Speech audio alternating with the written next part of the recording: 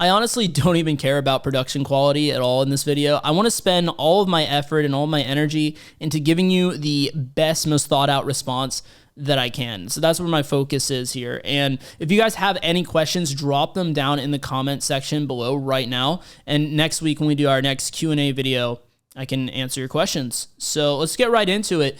So the first one was by Zombo Gaming DK. And by the way, I'll shout you guys out, all you guys that ask questions as well. But they ask, which certification would you recommend going for first? Personally, I'm looking at the Security Plus, EJPT, and SSCP, but don't know exactly what is better. All right, yeah, very good question, very common question about, certifications and things like that. And of course, this is always changing a little bit, but I would, out of the ones that you suggested there, I would recommend the EJPT. But let me give you an even bigger answer as well. So out of the ones you mentioned, I would say EJPT.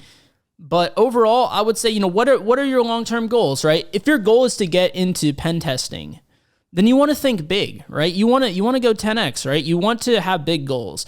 One problem that a lot of people have is they set their goals too small. Maybe you've heard this before. I mean, maybe not if this is the first time hearing this. But you want to have big goals as well. So first of all, Security Plus, if you want to be a pen tester, again, I'm speaking from the perspective of what I do as a pen tester. It's basically a useless certification. It doesn't have any pull in this industry specifically. Now, maybe if you want to get into another area of InfoSec, then it could be a decent one to have.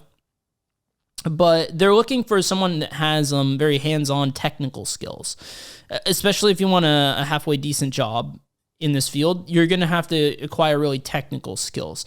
Now, one kind of myth that I want to dispel about certifications in general is the main purpose of a certification is not necessarily to learn. Now, let me just back up by saying you will learn stuff depending on what certification you go for, especially if you go for something like an offensive security cert, you're going to learn a lot.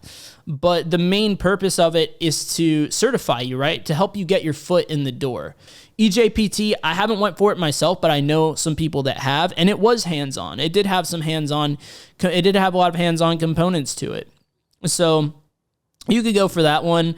SSCP I wasn't familiar with beforehand, but I did a little bit of research on it for you. And it looks like more of like if you want to get into management type of cert, like it's a mile wide and an inch deep, and it's just not at all good for pen testing specifically. It's not going to teach you any technical stuff.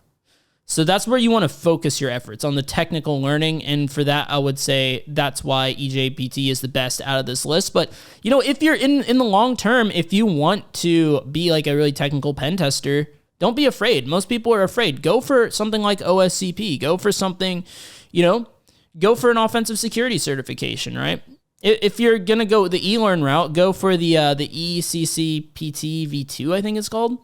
That one's a mouthful, but yeah, you can go for that. Just go for that, right? Because who cares if you fail, right? It doesn't matter if you fail. I failed the OSCP the first time that I went for it, but here I am. I'm still here, right? And people are watching my content, and I'm able to provide value to people. And that just goes to show you, not only should you not be afraid to fail, it doesn't matter. Failure doesn't matter, right? Because you're just going to go for it the next time. And every time you fail, there's stuff that you learned, right? I think the problem with most people is that they think in too much of a binary way. They're like, either I passed this or I failed this. But in reality, that's not what's happening. You're learning, right? There's not like either I know it or I don't know it, but it's how much of it do I know, right? That is the thing, right? So when you go for a certification, if you don't pass it, it's not like I failed and that's it. It's like I know it, I just don't know it enough yet to pass it, right? So the more that you go for it, you're learning more and more each time, and eventually you'll know enough of it to pass it, if that makes sense. So think about things on a continuum rather than a yes or a no.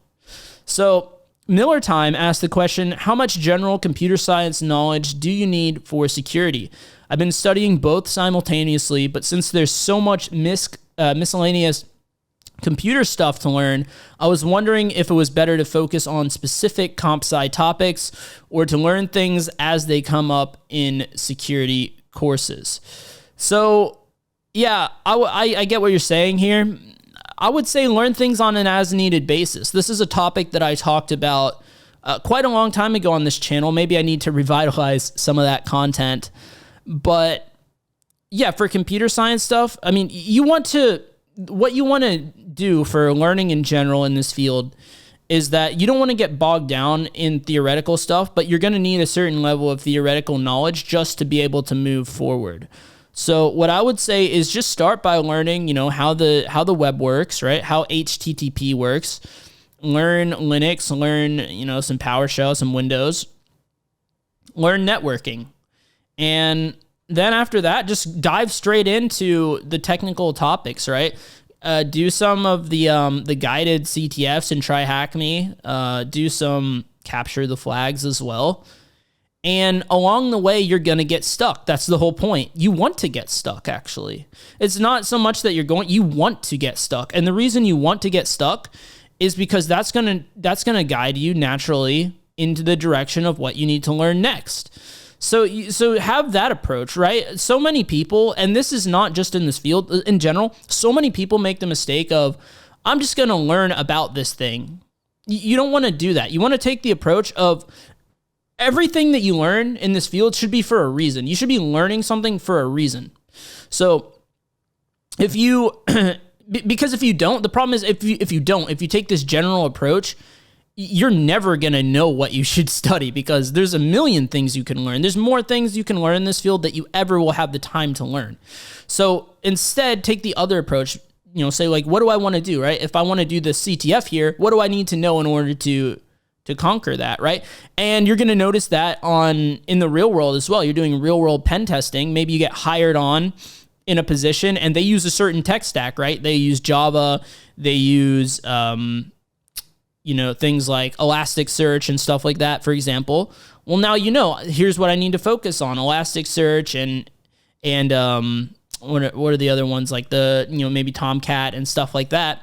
And now suddenly you have more clarity on what you need to focus on, what you need to learn. If you're going for a certain certification, they probably prioritize certain things as well, and you can focus on those topics. And that's going to give you a way better return on your time versus just, I'm going to learn about this thing over here and maybe it'll help me eventually. So that's what I would recommend. So specifically, I know you asked about computer science. I wouldn't even worry about it unless, like, if you want to learn, obviously you need to know some system administration if you want to be a pen tester. So as that comes up, then you learn about Windows system administration, Linux system administration, so that you can do things like privilege escalation and stuff like that. But yeah, as it comes up, obviously if you're doing binary exploitation, then there's more of, the computer knowledge that you're going to need, but that's going to come up as you go for that stuff. So that's going to help you there. So Harry McGuire Jr. asked a question: could you talk more about hypnotherapy, what it is like, and how does it help? This is a very good question, and I really got to incorporate some of my hypnotherapy friends on here because they're actual professionals in the field, and they could definitely do this way better justice than I could. But basically, what you need to know about that is that if you think about it, we all have things that hold us back, right? We all have, I'm sure like everyone here has experienced self-doubt and things like that before. And, it's unique to all of us, right? There's always like, all of us have certain areas where we get in our own way, right? Most of this battle, even with learning cybersecurity, right?